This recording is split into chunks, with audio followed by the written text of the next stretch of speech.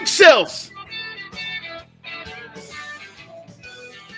Final exhibition game of the week on Thursday for the Eagles, this weekend for the NFL.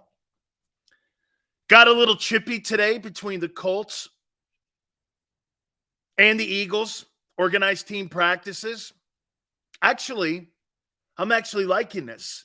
Because you know what you're doing? You're throwing raw meat to the lions.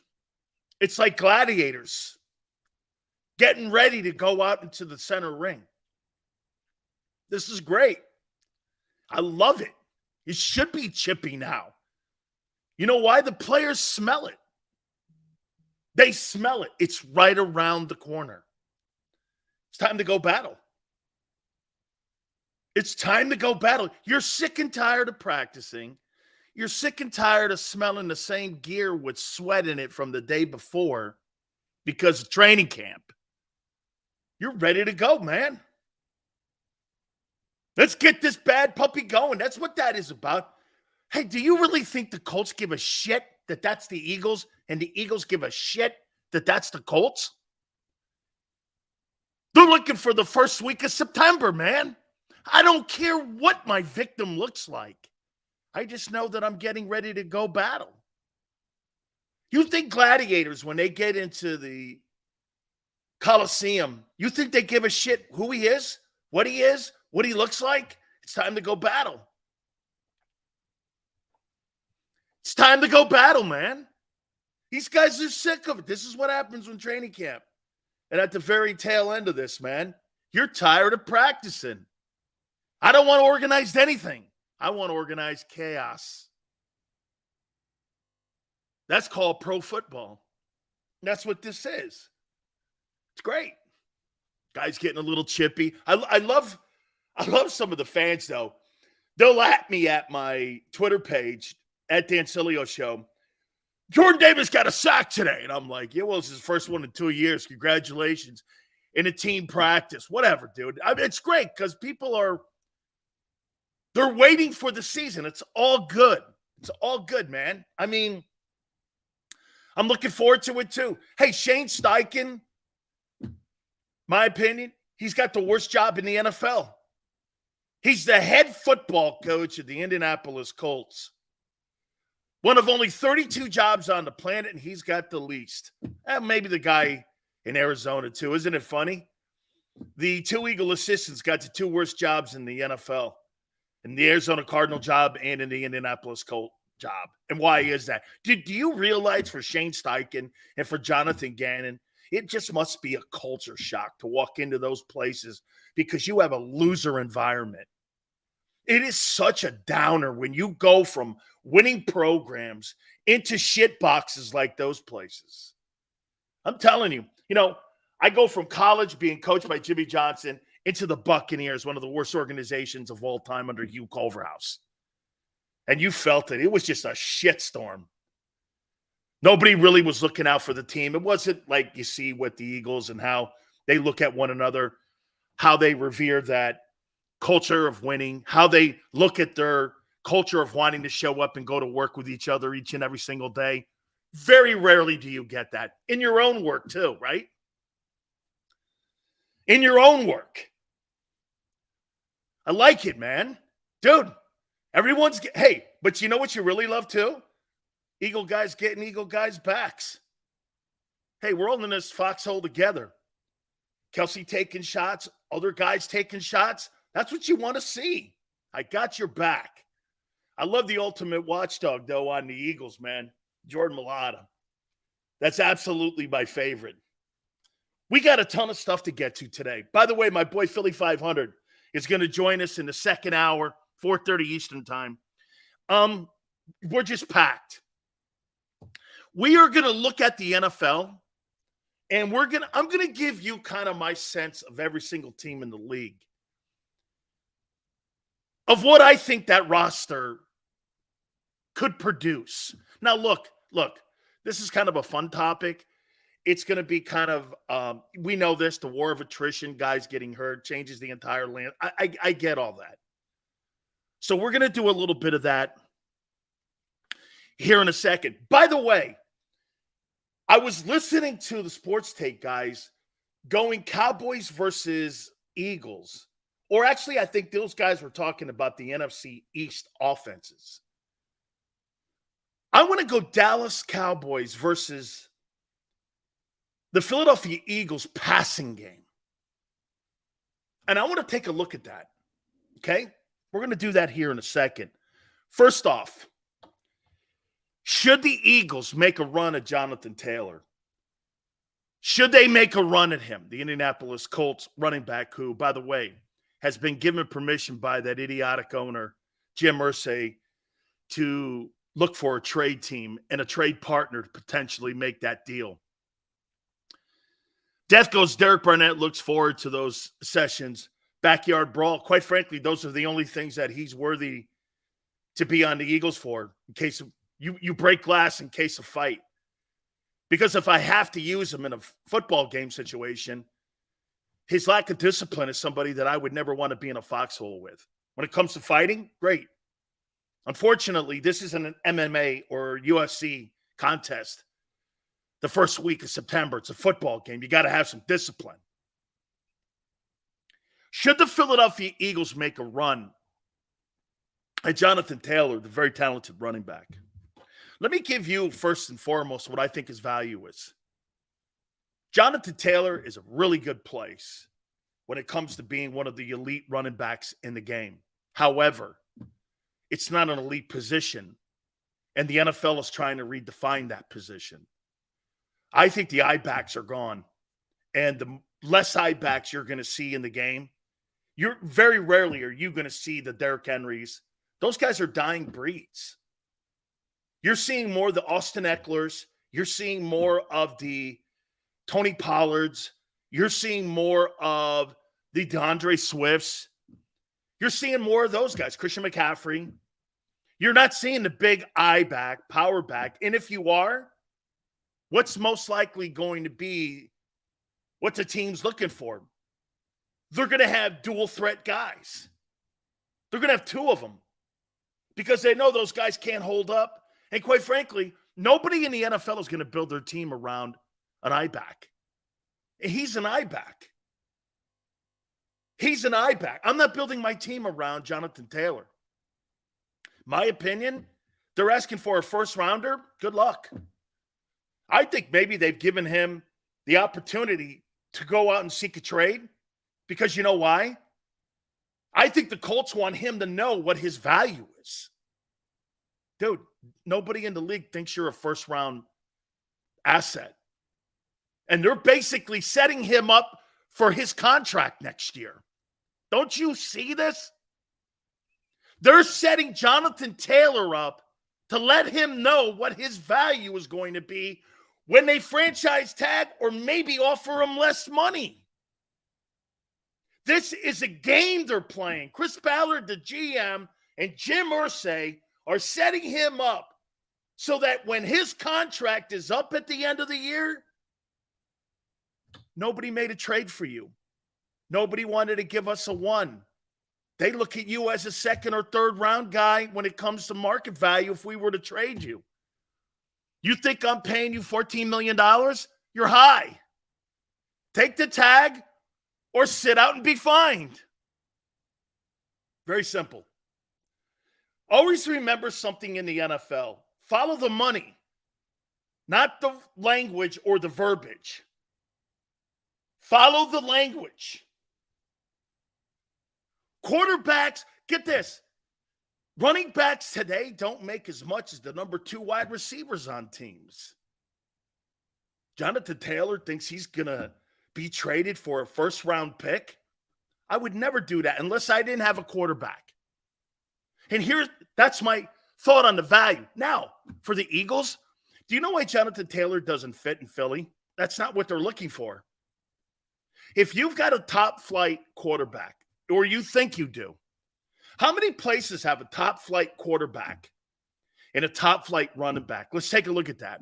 Kansas City, no.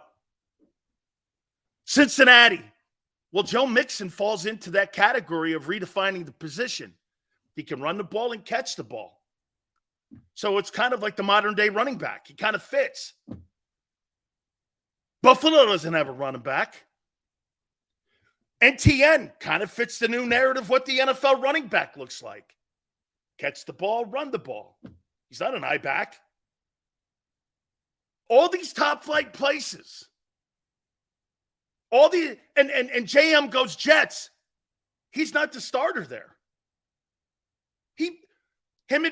Get this. Remember what I told you. If you have an I-back, you got two of them. Well, the Jets have two. Hall and Dalvin Cook.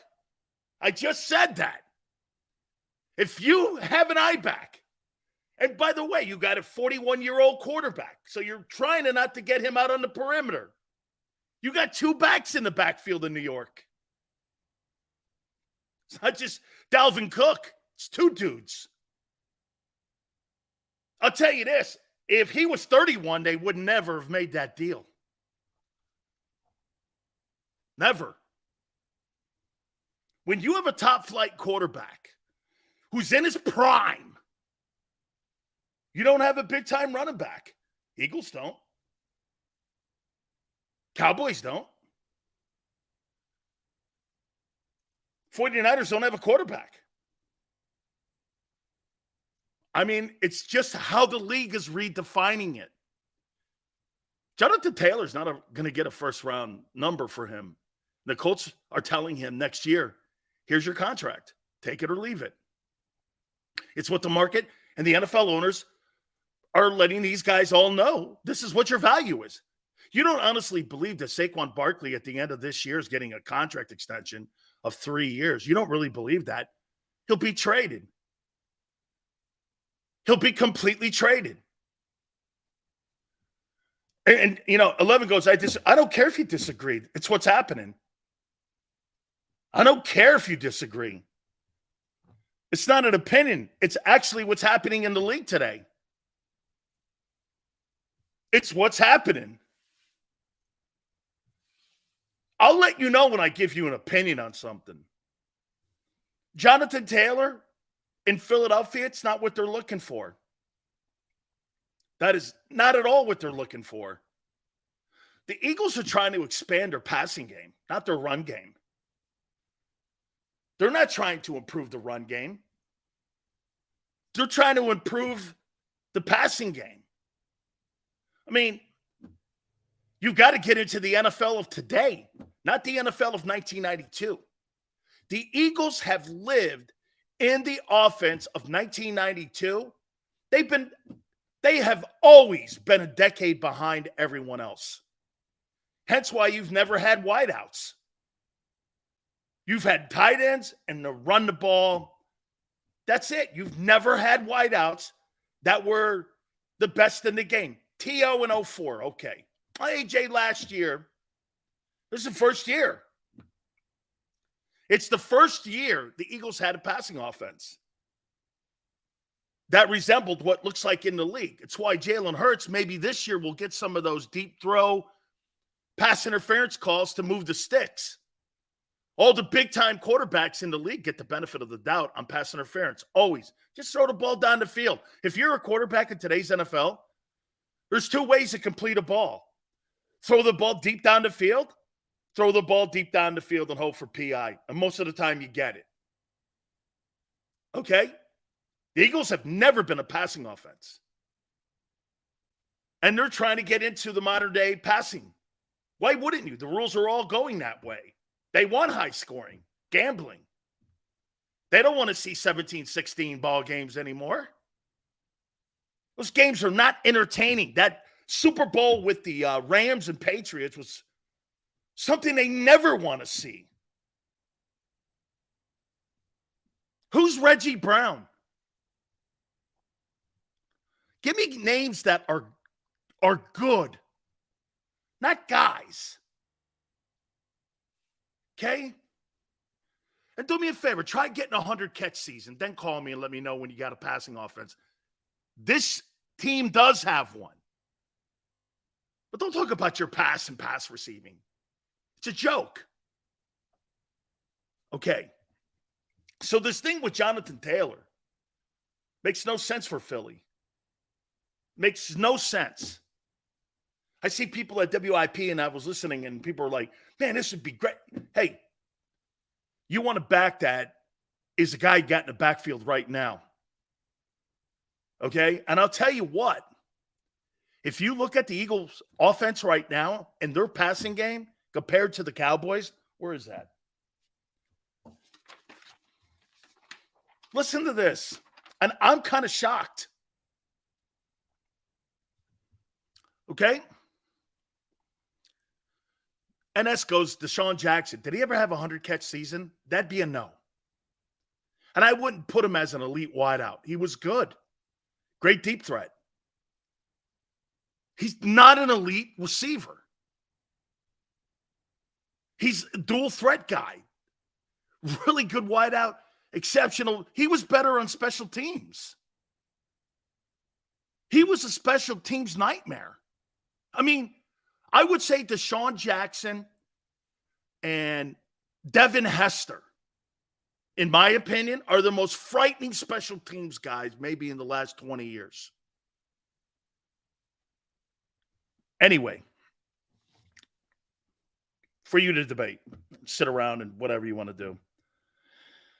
I'm looking at Dallas versus Philadelphia in the passing game. And I heard the guys talking about the NFC East and where do the Eagles fit when it comes to the passing offense.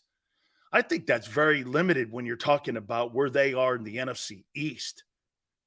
I'll make the conversation that you could put this thing up against a lot of people. And here, let me throw this out to you here. So here are the Cowboys. And I'm just going passing. I'm not even talking rushing here. Dak Prescott. And again, I'm not talking head-to-head. I'm talking week in and week out passing game. Okay? Quan goes, D-Jax had 1,000-yard receiving years. Well, let me just put this out there to put that to bed. Brandon Cooks stats.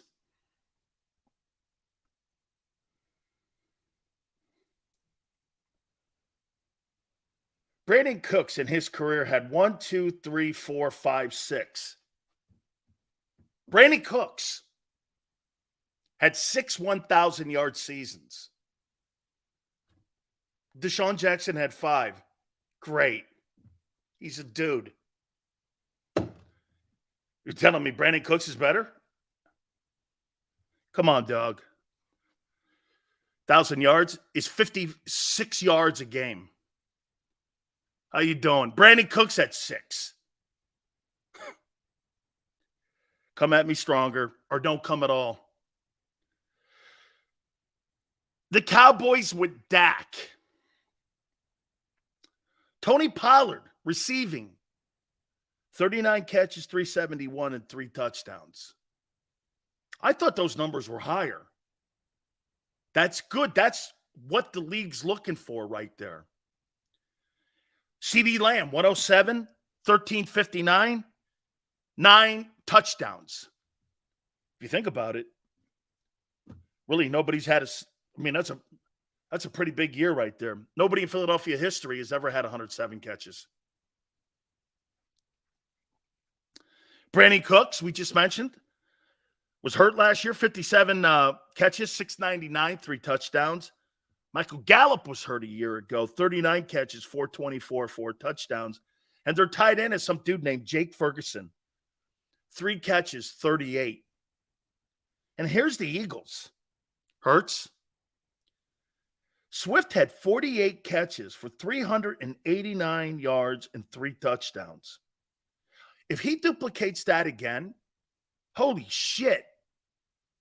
Just those numbers, those 48 catches would be 15 clear, or let me see, 23 clear of Quez from a year ago. If he just puts 50 catches up, 400 yards, look at what that does to the offense and how much that adds to your offense. So the Lions got rid of a guy with 50 catches and 400 yards. And this is something every NFL team is starting to try to get to. I'll tell you something about the Lions, man. They quit on guys, I think, too soon. A.J. Brown, 88 catches, 1496, 11 touchdowns. Devontae, 95 catches, 1196, 7 TDs. Quez, even in the three-hole, Quez, 33, 354, 3 touchdowns. And Dallas Goedert, 55, 702, and 3. The Cowboys aren't close in talent when it comes to a passing game. They're not close. I don't see it. I don't see where people around the NFL is going, hey, the Dallas Cowboys have improved on offense, and the Dallas Cowboys are really going to give everyone – I'm just saying, when you put the teams next to one another, Dallas's defense is probably better, or I should say more experienced. I don't know. Hey, by the way, when I say better, that doesn't mean more talented. Okay? That doesn't mean more talented, because the experience factor, that team needs, like, again, the Philadelphia Eagle defense is like a green apple on a tree right now. It just needs to ripen. It just needs time. It's going to take a little time. Where's Dallas improved? Brandon Cooks? Okay. I mean, CeeDee Lamb would be in the Quez hole on that team. I'll tell you what, Swift and that 50 catches, I'll tell you what, man. Dallas Goedert ups that thing to 75 catches, 25 more. Will we not agree? Dallas Goedert, probably because of his injury, 25 to 30 catches, probably shy with those amount of games. Even. How about 25? How about this? We do 25 and we just go conservative. Okay? We go 25. Shit, even 20 gives him 75. You're talking he's at 702 with 55 catches, and he missed what? How many games did he miss? 4? Jesus, if you just gave him 200, 50 yards a catch in those games, you're talking about a guy adding 200 yards. That's 900 yards receiving and 75 catches.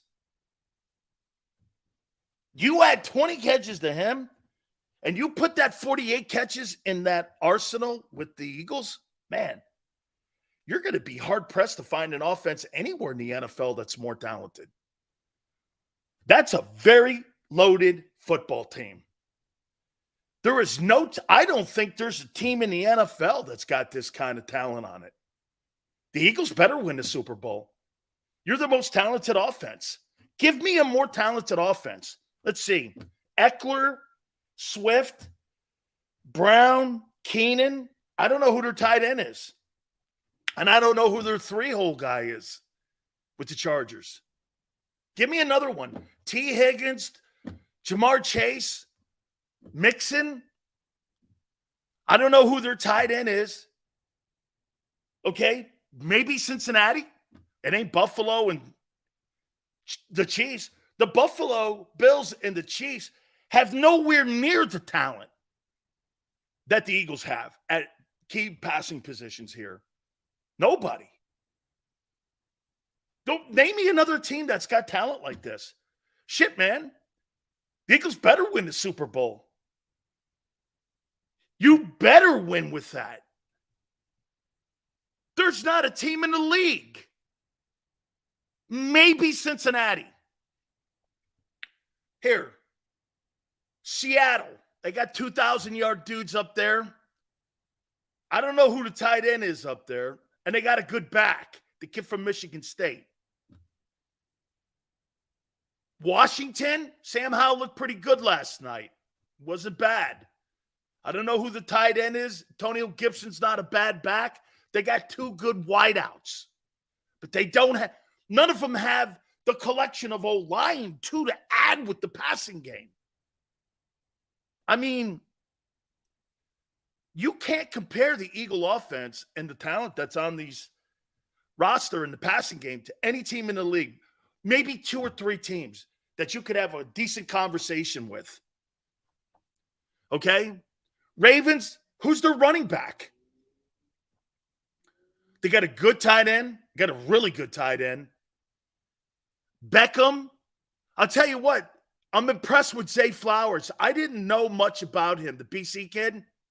Watching him run routes, he looks pretty decent. He looks like he's got a good little attitude on him, too. Zay Flowers, he looks good. You know, just watching him run around out there and run routes, yeah. Yeah, okay. Their issues might be on their defense. They got a number 3 ranked O-line. Ravens got a good offensive line, but again, I think he needs help when it comes to having a back that can catch the ball out of the backfield. Okay? Dude, Philadelphia Eagles have a ton of talent. I mean, look at that.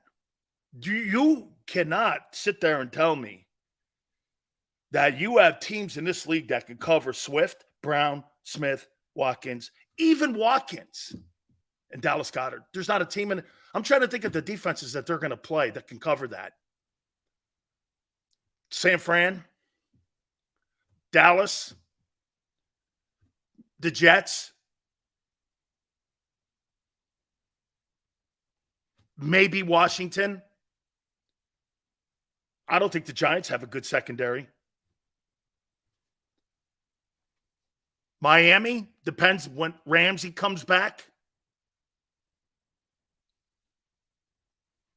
Hey, you better not lose anybody too when you play against the Eagles, because they're loaded, dude. Buffalo and their front 4, depending on how Von Miller looks, they got an all-pro linebacker. Their secondary needs, to me, I think their secondary is a little shady. Death Row goes, Steve Smith said Flowers reminds him of himself. Well, that's quite a compliment. That's quite a compliment. That's quite a compliment. Okay? Julian goes, we have 3 backs, the Niners. Yeah, and they're pretty good too, all of them. And you're afforded that ability. Let me say something here real quick about the Niners. Let me ask you something here. And again, help me out on this with the 49ers. Supposedly the Eagles' biggest threat. Okay, let's just go with that premise. Why in the world are you in the middle of an experiment for the 2nd year in a row with a Super Bowl roster? Why are you experimenting? You're losing time. The Super Bowl window never stays open. It's constantly closing. There's not these. How many times did it close on the Patriots even? They had to reopen it. They had to readjust. They had to rebuild roster on the fly with Brady. But they never wasted time. Seattle didn't wait. Why are you wasting time on a Super Bowl roster? So get this. You've wasted 3 ones. Now you've gone to the length of wasting time. The season starts in 3 weeks and you're still experimenting. I mean, it's like a mad scientist.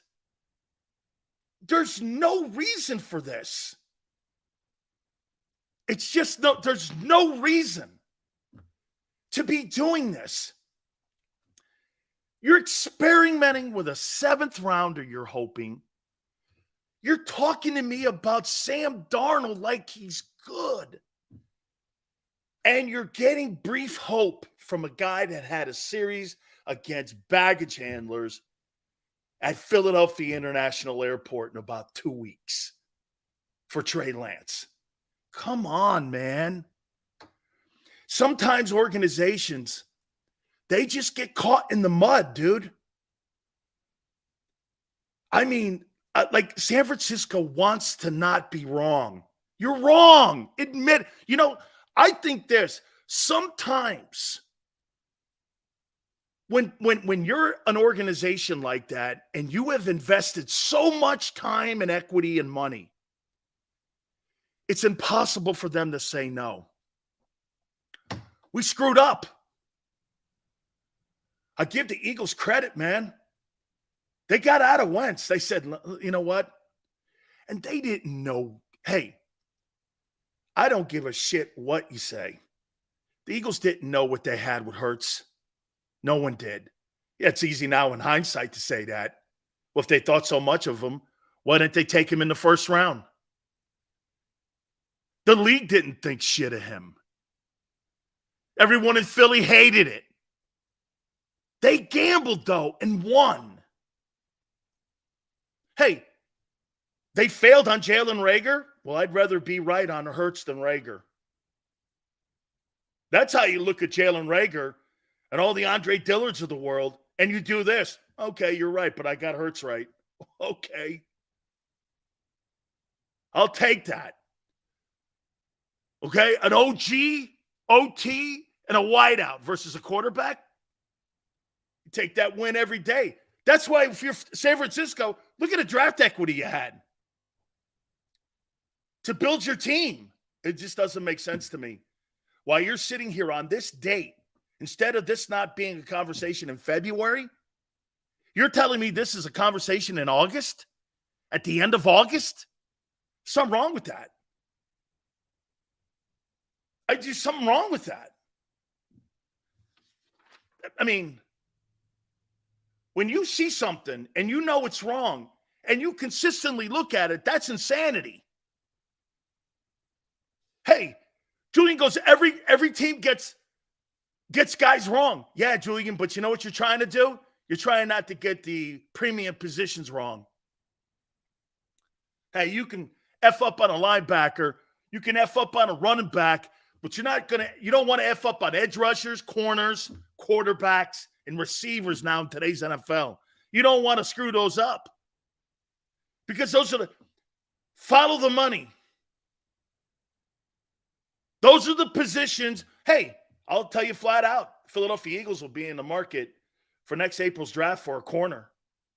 You could just start looking at the top corners in the upcoming draft because that's where they got to go. You're old at corner. You're going to need corner help. Okay? Corners you're going to have to get a corner. And you're going to be looking for a backup QB. You probably could be looking for another defensive end. Somebody like Josh Sweat.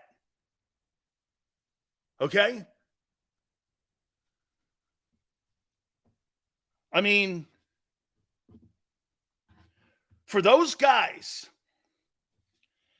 and think about it for a second here. With all the picks that they ended up in the very end, sending away to like Indianapolis, being able to move up into the draft, that's why they've been able to add all these talented players the last couple of years. They've been replacing them with athletes. And that's what's happening with the Eagle roster right now. There's a transformation going around. They're sticking in one section of the country, really. They're going to the South. Why wouldn't you go to the southeastern part of the United States of America? That's where the best kids play. The chances of you missing, hey, man, I missed on a kid from Georgia. Well, okay. I missed on a kid from North Dakota State. Why'd you go there? Why in the world would you draft a kid from North Dakota State and gamble like that? You're increasing the odds of failure when you do that. Worse coaching, worse opponents, not very good competition, shitty league, lesser division. Why would you take a gamble like that? Versus going to a place, SEC. You play against the best kids in the country. Best coaches in the country coach there. Top talented kids go there every year across the board to all of the schools. You stay in that neck of the woods down there. Big 10, ACC. Rest of it, maybe somewhere. Big 12 here. Pac-12, I have no interest. I'm not even sure there's a conference any longer. Mountain West, no thank you. Not interested. I'm looking to increase my odds of having less failure. Sales 101, these radio guys in Philly can't hold a candle to you, man. Bear, thank you. Really a compliment. I mean it. Because, again, those radio stations are not run by talented hosts. They're run by exceptional fans. You guys have the passion that moves the needles. You don't have to be great on the radio in Philly. You guys make them great. It's true. So it's the most passionate fan base. I mean, I like the Bills too. Bills Mafia is good. Niners, hey, don't go to sleep on the Niners. The Niners have a huge brand. Out west, seeing it, it's probably the biggest brand next to the Raiders. Raiders have a big brand too. Allen played at Wyoming. Got the shittiest coaching on the planet. Until he got to the NFL, where he got the best coaching. Now he's considered one of the top talented players in the NFL. He was a project when he came out. Remember what they said? Allen was a project. Why? Because he went to Wyoming. You're right. You flip a coin. You know how many failures are like that, though, when you go to places like that? So would you rather take a shot at an LSU kid, or would you rather take a shot at 10 Wyoming guys? That's what he's saying. Quan is going like this. Well, they got Josh Allen from Wyoming. Okay, so if I draft 10 guys from LSU and you draft 10 guys from Wyoming, who do you think is going to win that over 10 years? You or me? Who do you think's going to win that? Wyoming. I can't name you another dude from Wyoming actually in the NFL right now. I can't name you another guy. I can name you hundreds of LSU guys. Anyway, so this Jonathan Taylor thing, Eagles are not going to be looking at something like that. In my opinion, this is going to sound crazy. I don't know if you agree. I think DeAndre Swift's a better fit for the Philadelphia Eagle offense than Jonathan Taylor would be. I think he's a better fit because it's what they want to try to keep morphing into. I think Swift's a better fit. Could you actually see the Eagles all of a sudden lining up in an I formation and just start going I formation with Jonathan Taylor? What's the point of having those two wideouts then? So what are you going to ask Devontae Smith to do? Instead of going out for pass routes, you're going to ask him to block in the run game? That's not something I want to do with him. I think Swift fits the Eagle offense better than what Jonathan Taylor ever would. They want those fit. Hey, I think they'd rather get 50 catches and 500 yards receiving than 220 carries and 1,100 yards out of Taylor. Because that opens the entire offense in the passing game up for Hurts. I'll make this point to you, too. One last point on this. If Swift gets 50-plus catches and 500 yards, Hurts will be in the 4,000-yard range when it comes to throwing for the passing yards. Because Goddard's numbers are going to go up. He's going to get 20 more catches. And he's going to be around 900 yards receiving. Personally, again, if there's anything the Eagles need, it's a red zone back. Somebody inside the 20s and someone near the goal line. Hey, I don't know. I'm just throwing fantasy out here, man. I'd love to have a LeGarrette Blount in the room. Someone like that who's a specialized guy down there on the goal line, so I don't have to kill Jalen on all the carries, let alone just the quarterback sneak. Sills, if you tell the Buddy Ryan Eagle story, you will make – we'll do that later, I promise. Okay? So, again, I think DeAndre Swift fits this offense better. I was listening to people all day go, hey, Jonathan Taylor, should they make a run at him? I'm like, why? You got the back that fits the guy best. And you didn't have to spend any equity really to get him. And by the way, if that kid turns out to give you 50 catches and 500-600 yards receiving and 8 TDs, I'm going to resign his ass. Because then he would be kind of like Brian Westbrook. I'm not getting rid. I would want to sign that more than I would Miles Sanders. And he could be an upgrade. Because the philosophy of the offense is changing so much in Philly. It's a great thing. No, we got Rashad Penny, the fan favorite. Watch this. No comment. I'm done with him. Okay? I think you got the perfect back because the Eagles want to pass the ball. By the way, you're never going to get away from being an RPO offense because of who you have at quarterback. Whatever running back you put back there does not. Hey, let me say this to you. Let me ask you this one.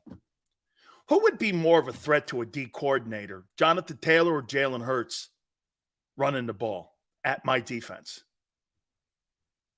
What would be more of a threat? Ask yourself that.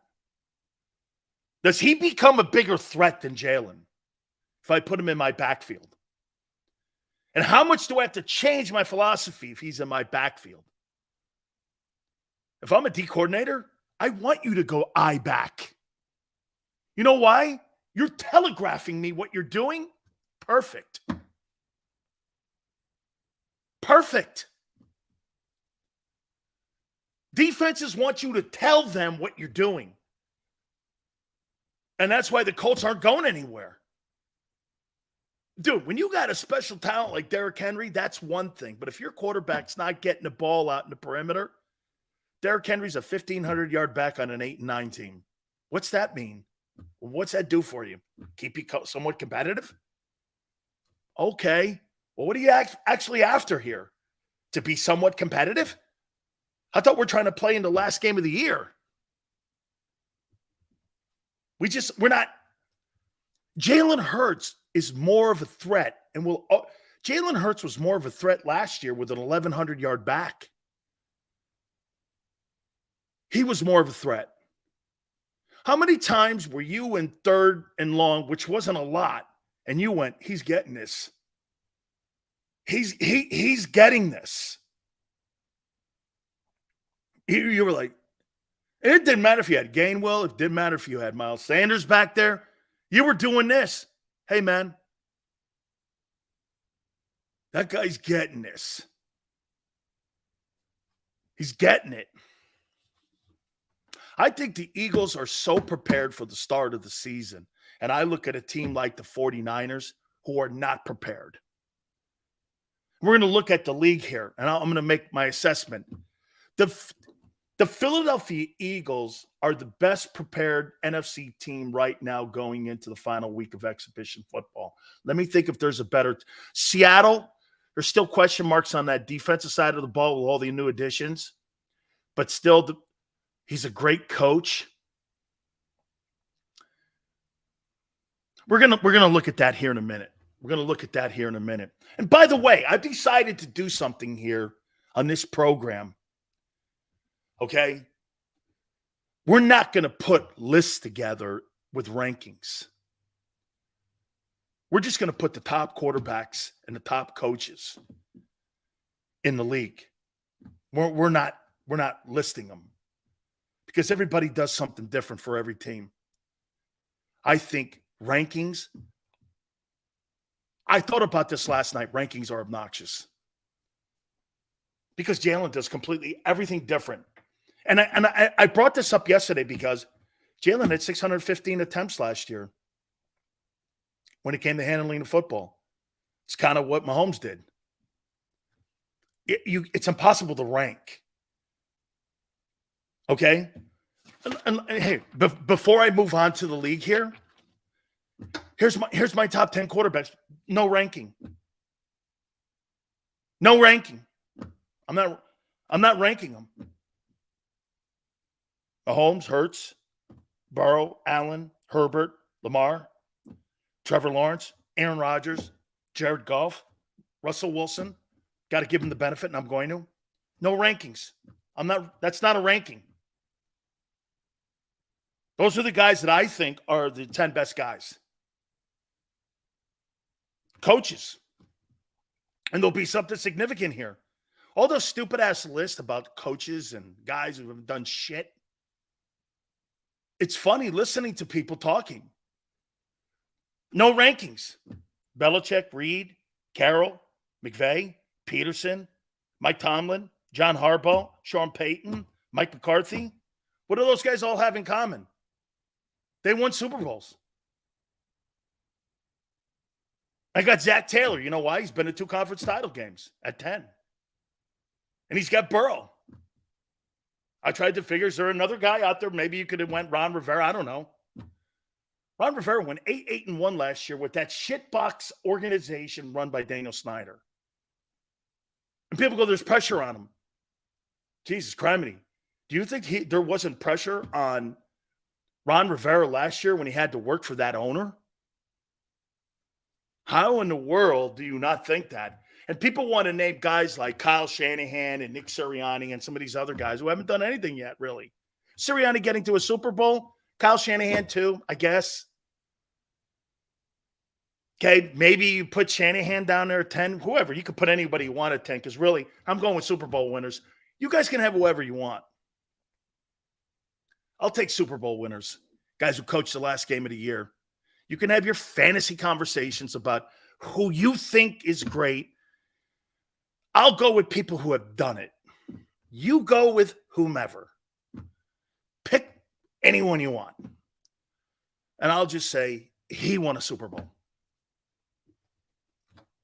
Well, this guy's better. No, how many Super Bowls did he win? This is actually Tone's philosophy. Don't tell me how many games you got to. Tell me how many games you've won. The game, not just games either. Eagles were second in points because of field goals and getting in position more because of Jalen. Bear, Tom Brady made a living of that early on in his first part of his career. How many field goals did Vinatieri, how many Super Bowls did the Patriots win on field goals? 3?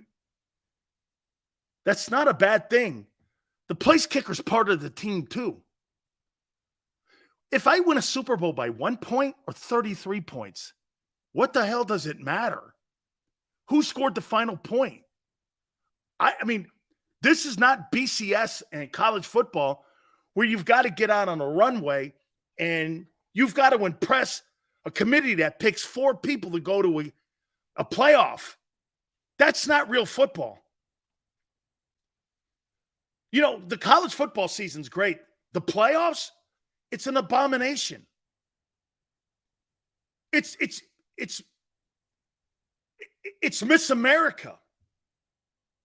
Because you have 4 elite people sitting on a board in a committee that picks 4 teams to go and play for a national championship. Nobody plays themselves into it. The people on the committee pick 4 teams. That's not football. That's a popularity contest. That's not football. Just because you're 12-0 in a shit conference like the Pac-12 doesn't mean you're 12-0 in the SEC or you're a better team. That's why the NFL and their playoffs are great. 10-17 can win the Super Bowl. I saw a 10-6 Giants team beat an undefeated New England Patriots team in the Super Bowl. And they actually even lost the final regular season game to that same Patriots team. They turn around and beat them in the Super Bowl. That's the beautiful thing about the NFL. It's not about your record, dude. It's about how well you're playing in the moment. That's what makes the NFL superior in the postseason to college football postseason now. I wouldn't play in it either. I'd be getting myself ready for the draft, unless I was playing the national title. Why should I do that for the coach? So he makes $15, $18 million a year. Not interested. Not interested. Zero interest. Those are your best people right now going into this year. Doug Peterson is a great coach. And I think he put his stamp last year on me naming him a great coach in this league. So this guy goes, not only did he win a Super Bowl in a city that was starving for it for 1,000 years in Philadelphia, but he goes down and picks up a train wreck of a situation with an immature human being that Urban Meyer left behind in an organization that they've been trying to move to England for the last, 20 years. Goes down and he wins a division. And he wins a playoff game. Sorry, dude. That's telling me it don't matter where you are, Doug Peterson, you're going to be a winner. And he's riding the ship with Trevor Lawrence. He saved that guy's career. Those two dudes may have saved football in Jacksonville. Okay? Peterson's a great coach. I said this before to you. Doug Peterson's coaching against that Kansas City Chiefs team. Eagles win a Super Bowl. You're not going to have guys house hunting. There's going to be a commitment until the task is done. Not looking for the Colts job or the Cardinal job. Not looking at your futures. You're looking in the present. That's why they were able to take Foles and push him across they pushed him across the finish line. 2 backup quarterbacks with a backup quarterback. You don't think there's any coincidence? That's why when people are like this now to me, hey, Sills, what about Foles coming to? The environment's wrong. The system's wrong. Don't you understand it was a perfect environment for Nick? 2 backup quarterbacks. Coaching a backup quarterback. The environment. The leadership, the veteran leaders you had on that 17 team, the Chris Longs, guys like that. It was a perfect environment. You imagine coming up and here's Frank Reich, who was your OC, and you're Nick Foles back then. We totally have the confidence in you. And Frank's saying that because Frank won a playoff game when Jim Kelly went down. The miracle in Tennessee. It was him that quarterbacked that game. So you're Foles, you're like, yeah, these guys, man, they have to have faith in me. You're our guy, dude. And then they showed it in the Super Bowl. The environment's wrong for Nick to be a backup. Hey, I know every Eagle fan wants to have I know every Eagle fan wants to be, what is it? They want to be romantic with Nick coming back. That was a one of. That was once in a lifetime. You can't duplicate that. He doesn't make sense on this team. He doesn't even make sense on the roster. Why? For sentimental reasons? This is not a sentimental league. This is a league that changes every day. Doug knew to switch gears and looked at what fit for Nick. Right. But they didn't change that offense around too much. They went more to his strengths. Not a style change. You put a guy like Nick Foles in that Philadelphia Eagle offense, you got a scheme change. They're not changing that scheme. If you brought in a guy like Matt Ryan, let's just say, are you prepared to go to no run game at all and to throw the ball 50 times a game?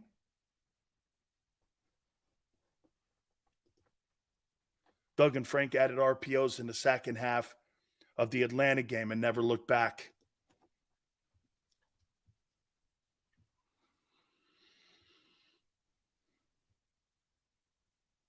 I'll say this to you. This is a system here that Jalen Hurts strikes fear not with his arm. He strikes fear with his ability to break you down and break the edges down. One of the most dangerous things that makes Aaron Rodgers so incredible, and you know the one thing that was taken from him last year was that his inability to get out in the perimeter and not being able to throw in space like he did in the past. That's what made him frightening. That's what also made Steve Young insane. Steve Young was one of the most accurate, actually, he was the most accurate passer when he retired. And he ran 4 threes. But what made him, I'd rather play against Joe Montana than Steve Young. At least I know where Montana's standing. Joe may beat me, and he most likely will. But at least I know where that guy is. When you got guys like Hurts and Young and Russell Wilson, you don't know where they are. Out in the perimeter, rolling around, getting positive yardage. Dude, when I play against Joe Burrow, I know where he is. He's right behind the center. You can, that's a number one. Where's the quarterback? Shit, you got quarterbacks that move around, get out in the perimeter like that, man. It's impossible. Jameson says that Russell Wilson's washed. Well, I happen to give people the benefit of the doubt. So he looks at it this way. This guy had 10 spectacular years. He had 1 bad season, and he's no good anymore. I'm not going there. Not having it. Now, we'll see what the player does. We'll see what Sean Payton does.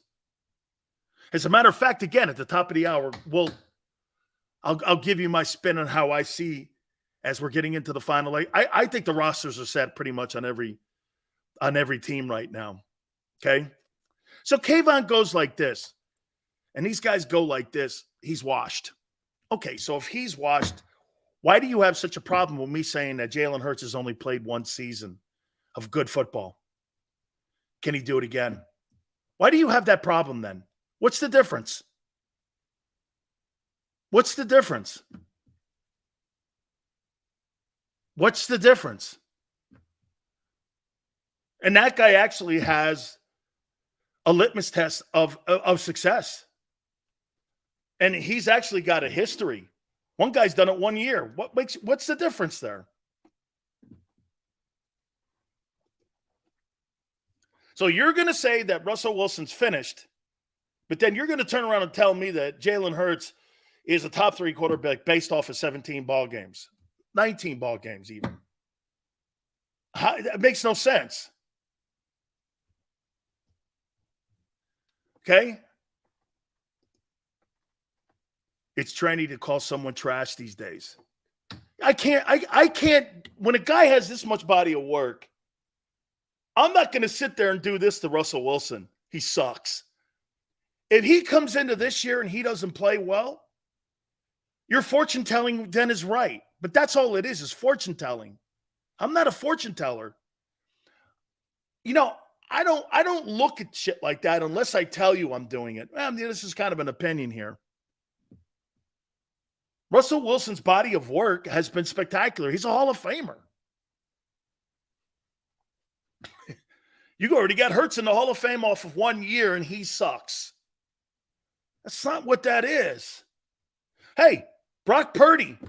Dude, 7 starts? Nowhere near do I think that guy deserves the accolades that the national media is giving him. 7 games? If I'm hard on Jalen for 2 years, that guy's at least got 34 ball games in. That guy's got 7 starts. Not near it. No. Hey. And the way that guy handles quarterbacks in San Francisco, I'm not sold on you, guy. I'm not sold. Dude, by the way, I'll make this point one more time to you. So Kyle Shanahan has completely shit the bed on keeping Jimmy Garoppolo healthy, developing Trey Lance, losing a 28-point lead in the Super Bowl, losing a Super Bowl, but Pete Carroll turned Geno Smith around.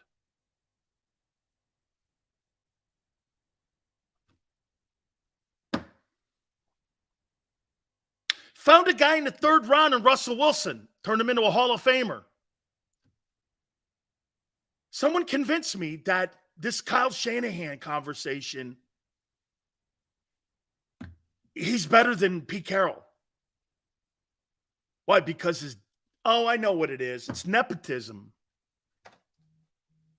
It's nepotism. It's like the Manning name. If you're a Manning, you must be great. There's some Super Bowls to back that up. Even the father was an MVP. I get it. Okay. Niner goes like this. Sills, did you see Lance play last week? Oh, Niner. You got that little glimmer of hope. I'll say it one more time to you, Niner. Why are you experimenting today with 2 weeks left in August before the start of the season? Why are you experimenting with a Super Bowl roster?